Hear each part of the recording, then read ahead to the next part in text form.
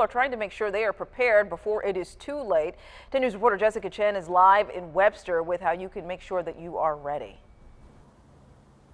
Yeah, it's really not very hard for a fire to start, especially when you're surrounded by a lot of brush like this. Now, I spoke to one man who lives in the canyon behind me, and he says he's constantly cleaning up dried brush and dried leaves like this here. He says it's one way to keep his family safe.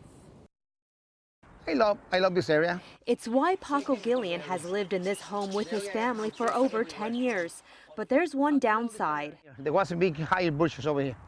We call all those, I call those trees right there. He has to constantly clean what's around his house because he lives right next to this canyon. I cut all those pieces right there. See all those trees right there, they cut it. I kind of trim all those. He's clearing away dried brush so it doesn't catch on fire in the heat. If you catch on fires, I don't want, the fires come to my property here. Isaac Sanchez with CAL FIRE says it's smart for people like Paco to do that.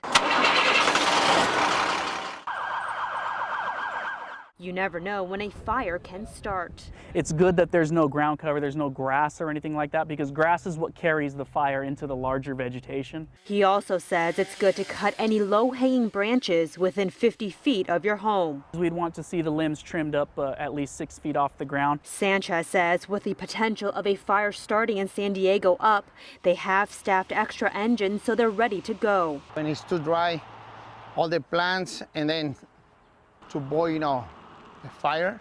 Paco says it's the best he can do to be prepared. This is a big canyon. It's come from all the way, I would say, like 2 or 3 miles.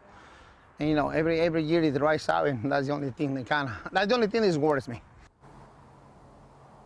Now, CAL FIRE says if you're unsure if your house is fire ready, contact your local fire department and ask them to do a walkthrough of your property. In Webster, Jessica Chen, 10 News. Jessica, thank you.